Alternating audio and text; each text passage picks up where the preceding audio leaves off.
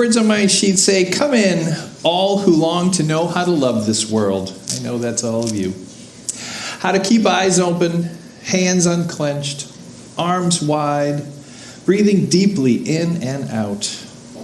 This is a time to practice, because there is still so much good and beauty and joy. But it can be hard to keep telling this tale with all the news and the wind and the rain and the trembling earth. Who wants to love this life anyway?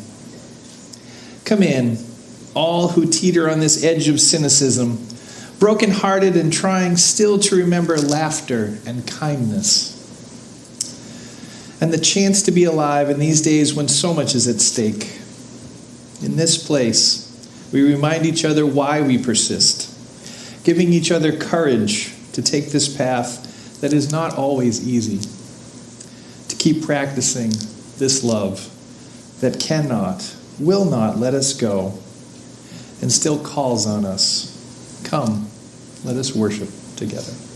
I am, as a reminder, a developmental minister. That's the role that I've been hired for here.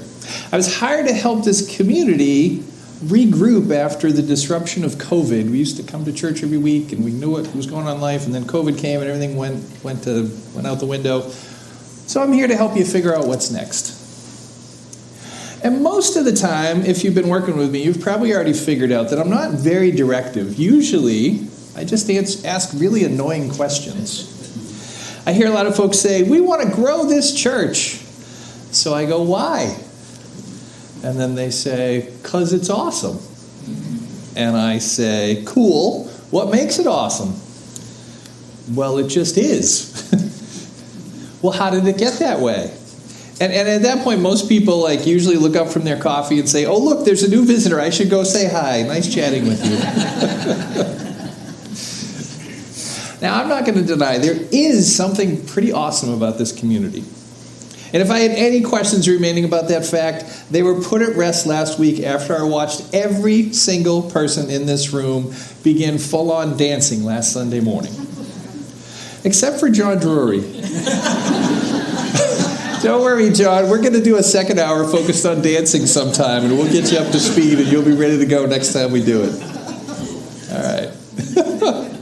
But that moment last week, and I watched all of you except John dance with wild abandon, that was a pivotal moment for me in my history with this community. All the work we do, all the meetings I sit through, they're so often serious. They're very serious. We are the board. We are the finance committee. We are the grounds committee. We have important things to think about and very difficult decisions to make. Well, yeah, that's true, you do.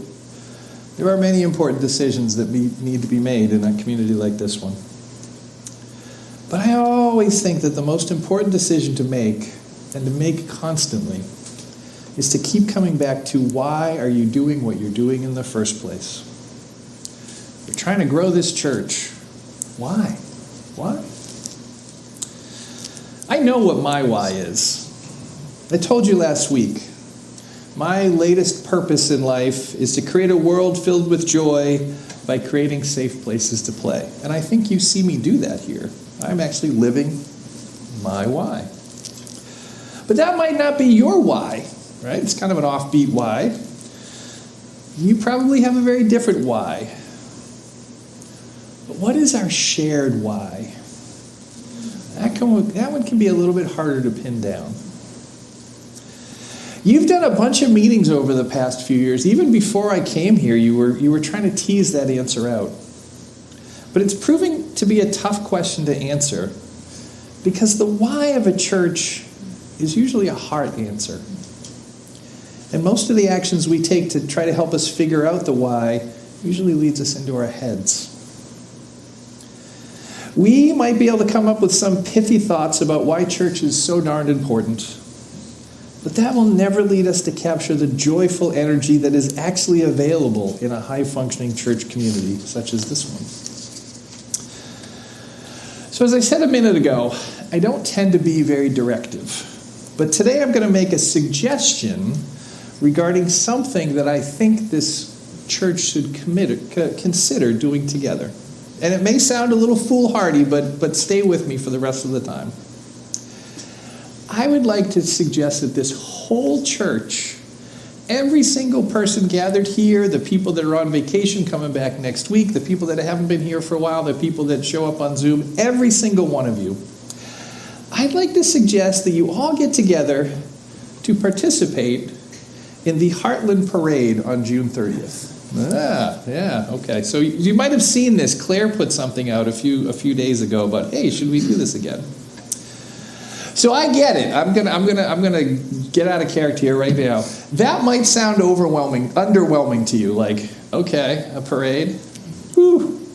It just sounds so old-fashioned, maybe, superfluous.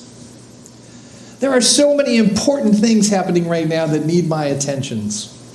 How could I possibly find time, much less get excited, about joining my church community in a parade? Well, beloveds, I'll tell you why I think so. Because I think it's in preparing for an event just like that church actually really happens. I know this Sunday morning stuff feels like church, but that's not where a healthy, thriving church ends. That's where it begins. But if it only stays there, it's not really having much of an impact on your lives or in the larger world.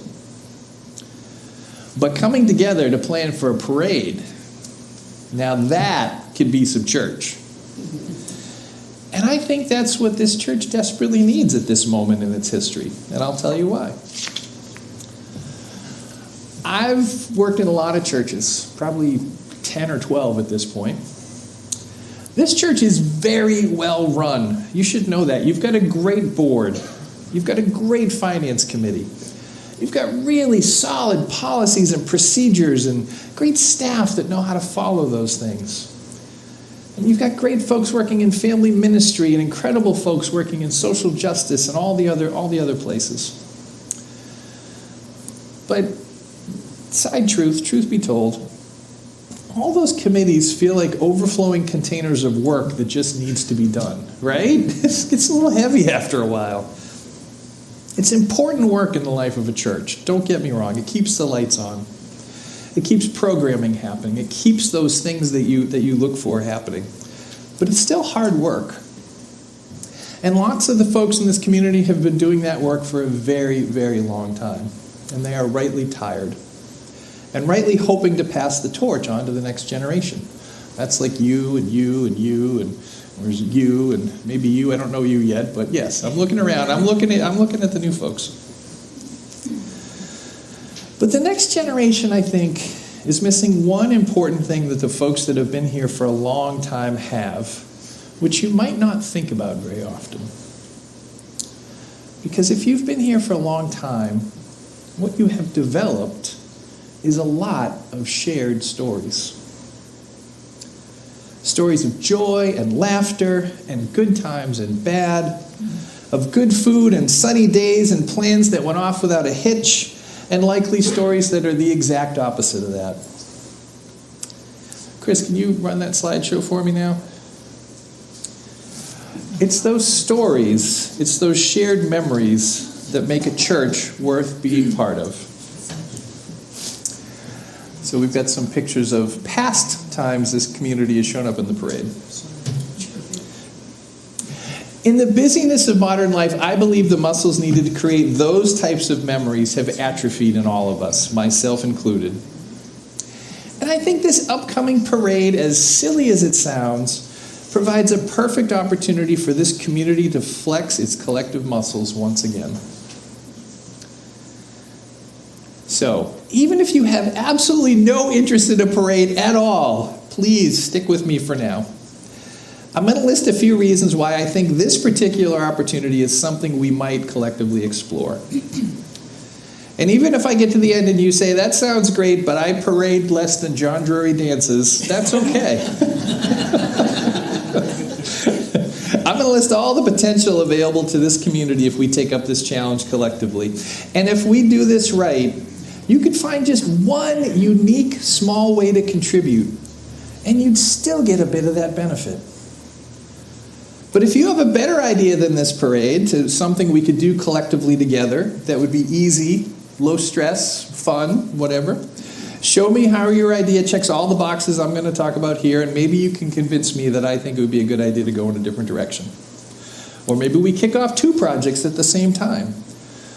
We're literally just playing with ideas here. This is what I hope to do today. So hear me out about the parade, and then decide what you want to do from here. The reason I think a parade should be something we might want to focus on over the next 10 weeks is that it's not life or death. It's barely even important. It's a hometown parade. There are seriously few expectations. We could come to church, we could all drink our coffee, maybe even do a potluck to fill our bellies, grab a banner, walk down the street at the designated time, and we would have fulfilled our parade obligation. All right? And if that's all that happened, it would be fine. It's not rocket science. No one is at any risk of exploding if we don't do this well. But on the other side of that, the possibilities of what you could create together are almost limitless. 100 people, 10 weeks. Smaller armies have won larger battles throughout history. These young people just raised millions of dollars. Like 40 kids raised millions of dollars, right? What could LCUC do beyond just walking down the street on June 30th?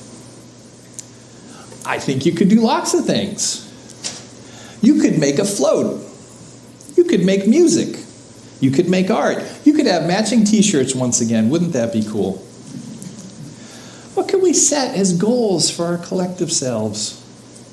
To let the wider community know why we are here. What would you prioritize as your message if you were going to march down the street with banners saying, this is who we are, and this is why we're here, and this is why you should join us? What message would you put on that parade? What would we do to prioritize and amplify our message? How would we make sure that that news got out there? Who would decide all of these things? Who would coordinate? Who would march? Do we have a trailer to make a float? Who would drive the vehicle? Who would make sure nobody gets run over this time? If you're new here, I don't know all the details, but I do know that this happened at the parade in the past. It's one of the stories that makes up the glue that connects the people in this place so strongly together. And it would be good for folks to share that story and for new folks to hear that story. Think of all the things that we could practice together. Exploring ideas, choosing a shared message, organizing, project management, work parties, float building, all ages building something together, multiple skills needed, creativity, design, art, so many things. The more you let your mind go, the greater amazement you might be able to create in this parade. Claire was the one that planted the seed when she asked on our email listserv if anyone was interested in participating this year. And I think it's been like 4 or 5 years since you last marched. Yep. Yeah. I asked how it was going, and she said she already has 5 folks that have expressed interest so far. Maybe less than she had hoped for, but 5. But then she said, I don't know, lots of folks go away for vacation over that weekend. Here's the deal. Here's what I said to her. That doesn't matter. There are 10 weeks of work for us to do together to prepare. Even if you can't be at the parade, you could be a part of the parade. Because here's the thing. It's not about the parade. It's all about the process. And the process of showing up and making a float and making some signs and deciding who you want to be, that contains everything you need to know to grow this church and ultimately to spread more love in this world, which I know is something that you say you want to do. So how big can you actually dream? Have you ever seen one of the floats in the Rose Parade? Could you make a float to rival one of those? You got 10 weeks and 100 people. It's not impossible. If not that, at least you could have the most creative float ever entered into the Heartland Parade. That seems like a bar you could hit. I've never been to the Heartland Parade. I apologize if I'm setting the bar way up here and people show up with all kinds of stuff. But I think it's doable. Could we do something so exciting that we make it onto the evening news? I'm trying to help you grow the church. I promise you, Mike, I'm trying to get this happen. Maybe we could do it, maybe not. Let's play and see. Here's the thing.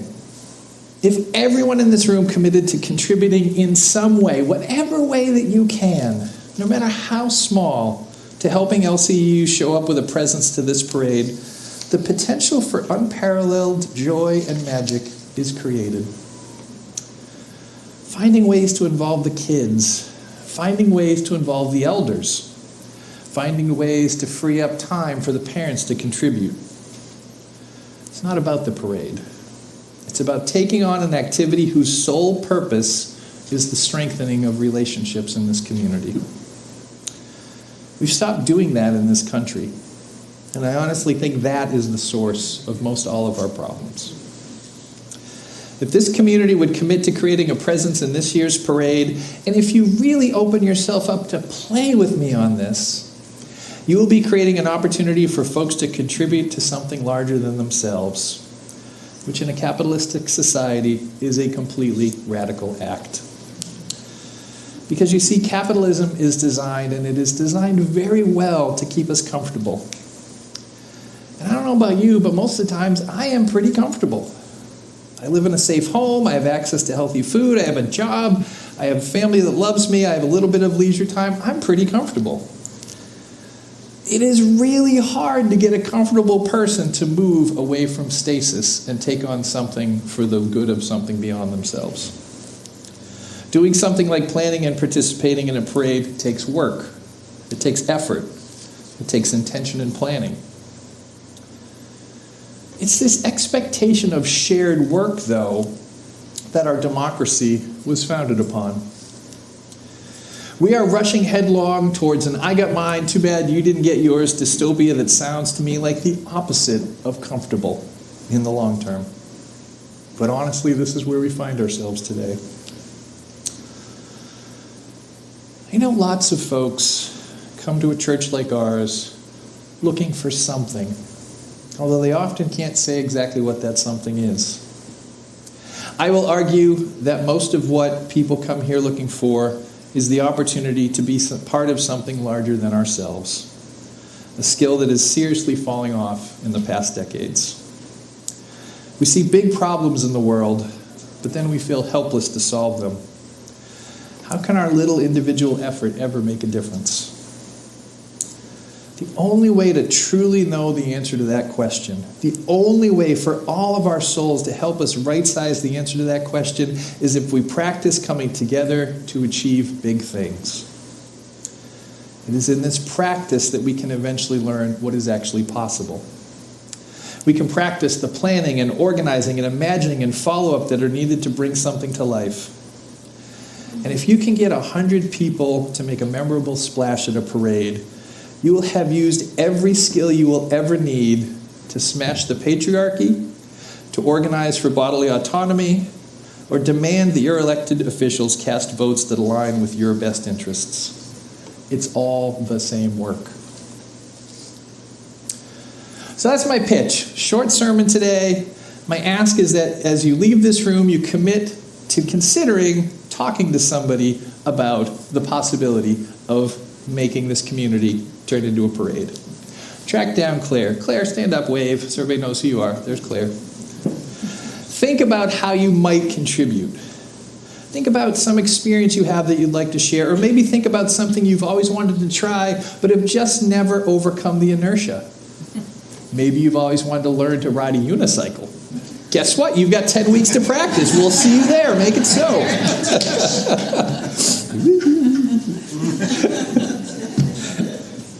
See, we're being joyful. We're making joy. This isn't about a parade. The parade is simply a container. It's what you put in that container that creates the magic in this community. If you commit to this parade and you really go all in, I promise that you will find everything that you came to church originally looking for. What is this church's purpose? You'll want to figure that out since you're about to have a whole town looking at you and wondering if you're doing anything worthwhile. How do I get an expense approved? Who has done this before? Who can we borrow a trailer from? How can we get t-shirts made if we don't have a budget? I bet you have an answer for that, Reverend Denise. Yeah, of course. Yeah. How can we get noticed, and how can we get our message amplified? You know what this is ultimately about? It's about making new memories together. Memories that include struggles and lessons learned, but most of all, and most importantly, create opportunities for shared joy along the way. Organizing a parade is the work, but creating more joy and spreading it in the world is actually the goal. So that's what I've got for you today. Whether you take this idea of a parade and run with it or propose something else, that's fine. But you have to do something. Craft and chat, game night, soul matters groups, it's all the same. Keep showing up, find your place, find your purpose, and approach that work with joy. Because that is what our world needs right now, more than anything. Let's line ourselves up today and begin marching towards a brighter tomorrow. Amen. May the love that gives to life its beauty, the reverence that gives to life its sacredness, and the purpose that gives to life its deep significance be strong within each of us and lead us into ever-deepening relationships with all of life. Amen. All right, beloveds, I know there's a lot of things happening after church today. We've got a new to UU class happening, which I'm going to lead. I don't know what time, 11 now, maybe soon, 15, something like that. What's that? Cake. We have to have cake. Yes, we have cake. Cake is important. I think there's a welcoming congregations meeting where? Room 5. Room 5, which is over there. I feel like there's one other thing happening. Resistance training happening at 10. That sounds like you're going to work out, but don't worry. It's going to 12 in here. Okay. All right. Most of all, think about parade. Seriously, I encourage you to think about parade. I'm going to lead us out of here like a parade leader, okay? Keep marching, folks. I love you all. We have a lot of work to do. You're doing great things. Go in peace. Serve the world.